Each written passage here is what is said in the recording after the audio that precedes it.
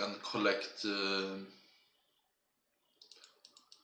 million GP.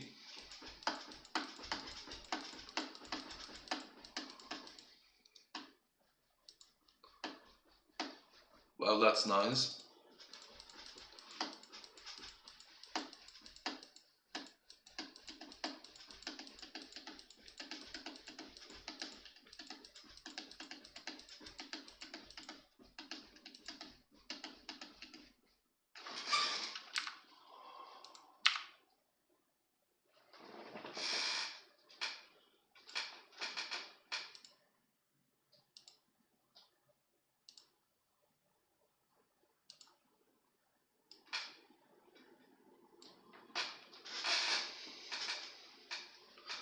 Oh yes, and while we're doing that,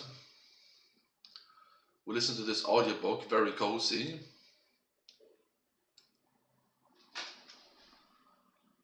And I thought maybe there's also this one, Dungeon Crawler Carl 2.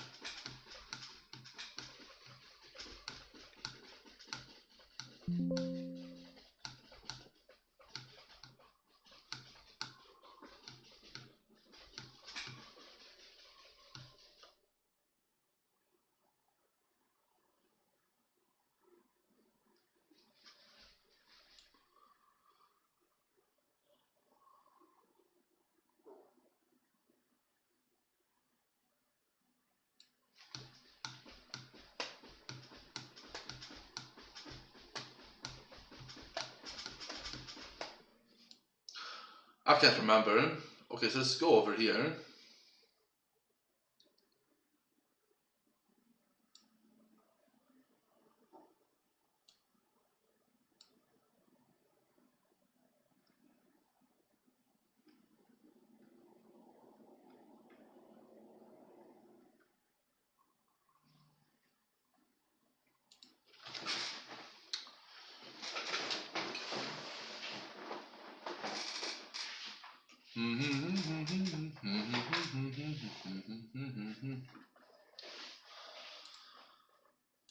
Hey, multi-stream YouTube. So today, with this book we're doing, starts like fantasy book 1,000 years back, except for one person. Machine the rest of magical history. I think that will make things more cohesive. Because the first dwarf was Magellan Blackbane, thus, he was shorter than dodging and superior agility with a flatter head, cloven black beard that was long enough to go to his knees, then braided into the beard back again, in beautiful circles. Didn't have shorter legs to arms, built like a line. So I have a sick idea for a wilderness build here, really. It's so tanky, it survives PKers, right? Yeah, so it's that one, that one, that one.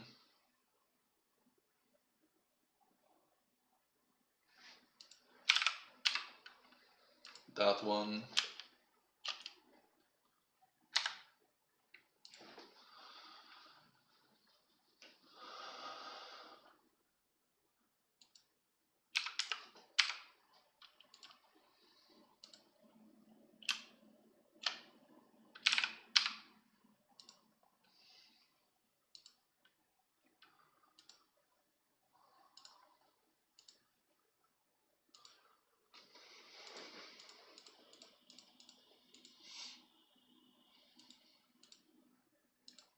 Didn't have shorter legs to arms, built like a linebacker. His warhammer was a kingly smith's hammer, a mixture between red and gemmed gold, a tell of dwarven health, his hair baldening since 30.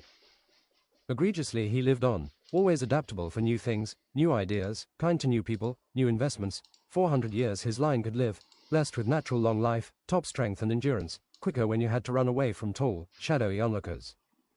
Fate looking out for them, the line of Magellan spread and conquered. They were energetic and always in surprisingly good health, no matter the meat and meat, resistant.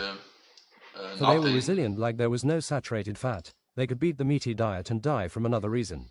Dwarves befriended the continent and animals and sometimes didn't actually build underground. From Scotland they came with Highland weaponry, black powder muskets and superior steam technology. Black dwarves settled in desert thought to be mostly extinct. They were known for their trade, sandships and That's universities. better for the ears, They I always think. had black hair and white irises, grey skin that felt like Sorry. scorched leather and used spells and runes to tame the deserts. The sandships conquered the fray and wilderness, glid on the sand and over sand turn it dunes up. said to go through impossibly to the land of the dead and into time where enemy ships were near. There's some truth to it. Some ships were cursed and always won the battles, but they could never claim their treasure, says the legend, like a hyena spilling bones. One guess is that they would not be able to continue existing. They war machines on deck and under, including mechanical Greek giant arms, on the ship, which might have distributed chemical fire. The first enemy of Blackbane is said to be the necromancer Dragrundra. She had conquered the first colony of dwarves painfully, dark magic, and had to be defeated by Magellan himself. She summoned an army of the dead walking near infinite, with such a mana level and necromancy hitherto undreamed, and thus he could not get through the speed of the summoning cowardly. He realized he would have to fight through this danger like the Einhanger tide. Every summoning skill exhausts, has at least a temporary limit. He had to patiently deal with every single undead. He fought with impeccable running away strategy. They kept following him. He fought backwards, keeping a few open spaces. She ran away still when possible with agile, annoying, evil steps. The summons could not fight like its master, and the dwarf defense was strong, the shield round and thick. She had daggers and swords she threw like flurry, a knife for everyone. So concerned with godhood, Magellan danced stubbornly, confidently, and deflected as many times she could be stubborn +1. In the end she only had her words against Magellan and was smashed into an ingot and sold for 750 quid. Everyone knows it was 750 quid. Deeds, actions beat words here and inspires every dwarf to be pure of heart and not eat gluten. Magellan had the patience to make a kingdom and protect it. The children of Magellan were Marcus, Manly Mark, Mandrake and Murthana. It is said you can still see the lineage of Magellan in the potato shape of their noses, speech and frisk, obvious longevity. You don't know unless they are older than 150 through. Who knows, they could be sat on by an ogre. The dwarves mined and delved, masons built cities in mountains and under. Blessed craftsmanship, fletching, statues for everything and smithing. Feytweave May shooting star gleamed in their halls, adamant floor, mithril roof and on the battlefield like extra-colored impressionism. Dwarves are friends of the smallest rodents like hamsters, and the largest capybaras. Mount different beasts rather than horses, worst case smaller horses, so much to choose from. There is said to be new stronger generations of dwarves every few hundred years. If they are not slain in war or sicknesses targeted to dwarves, eventually they will be stronger than elves. Not everyone has been tolerant of dwarves, just like some women have length standards. They have fought to survive and just to be who they are. The second enemy of dwarves were the elves in the first age of dwarves counting. They thought they could capitalize on the dwarves when they were small, easy prey, resourceful plunder.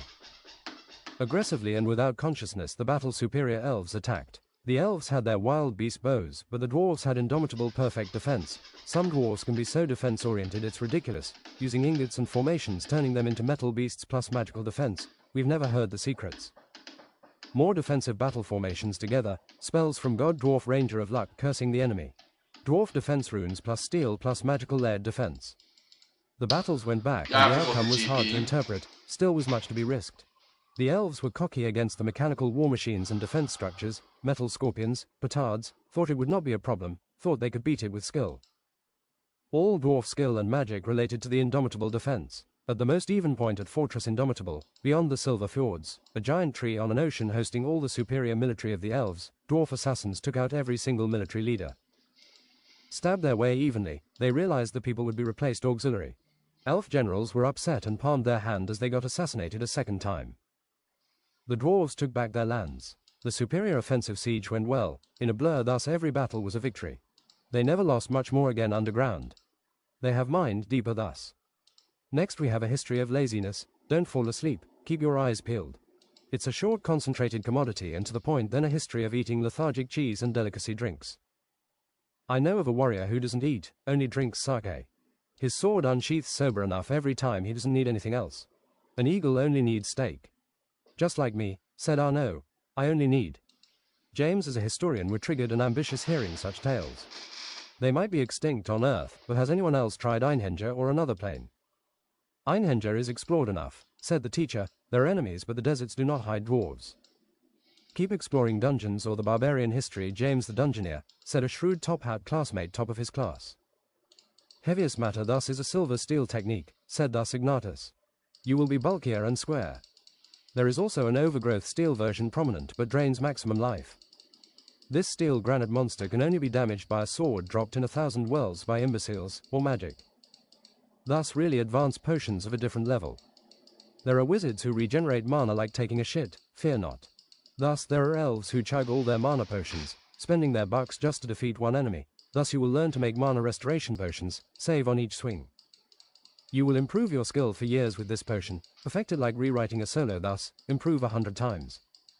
When I tell you to cut the jumping baked beans precisely or the cattail stalks, I mean it. There are many ingredients, 16 things fit 16 ways, or you can experiment for margins. They had one of the forest wizards of Ixalig, he changed color depending on the forest, and also his emotions. His team of forest wizards had actually defeated Dragon's Nest, only air magic challenge. Is the potential for mana potions thus reached its potential? Pretty much, unless we come unto a new discovery. Science is only true until the next thing. You could make an equation of that, only true carrot latest thing reasonable time frame. The animals are dangerous and hard to find. There's the arcane underbite ape, hooded in the jungle. Where's the jungle anyway? There's magical gardens and dimensions closer. Does this answer your question? I wanted to have a greater understanding of locations or something. There are multiple jungles and primate species. There's the jungle before the grand deep frying desert. There's oil boiling like moisture, a primate island. The jungles are not in the center of the equator necessarily, it is plenty hot. The arcane ape taught its brothers to fly, or well hover long enough to become guerrilla missiles. Explosive is the impact. There are howler monkeys with great affection for magical missile, and reducing your defense. Sports and greed star Dast is terribly confused by a love potion, don't leave any windows open. Someone fell by the window as he said this. I think that was Richard. No, that was Peter. Peter is gay, don't you remember? The giant leaf grass is dampening enough, we keep planting more to keep up with the people. That looks cozy. It is like the throw someone out of a window spell. Harbinger, it's very powerful, like a noose. Take it on the class horse for example. The class horse was sucked out of the window like no pressure. Love potions have to be spiked with alcohol. Many cause mania. As you know, there are masterful levels like irrefutable Iligas. Yes, wizards have to be terribly confused, dealing with tricks and spells. Dast was feeling fine, he thought. He felt golden and manic, people should just leave him alone. There is a potion that brings obsession, brilliance and productivity. And the unlucky potion, except for people who are terribly negative, which it seems to give luck and things they're certain are true. This anti-poison is delicious burp. I don't know how to criticize this, said Arnaud. Chapter, fearless in tears, holding a baguette, defensive yet faithful, a bargain. On the next weekend, James went dungeoneering with Arnaud. They went to the library to find mentions about desert dwarves. An animated magical book said unto them, the last whereabout of the desert dwarves lies in the dungeons of the icy North Pole of Ihenger, and just because this book is from Solga Docks, I live here, come chat about plants, I love gardening and art, go to the never talked about last icy North Wyvern caverns. They asked his rabbit they had named Spartacus the Undefeated if both could ride, he said. I am concerned with not having enough energy to travel. I need food, and it has to be delicious as well. My rabbit friend, you can jump on reserve energy for weeks, but I can find you lettuce fit for a Spartan. You speak to the rabbit, are you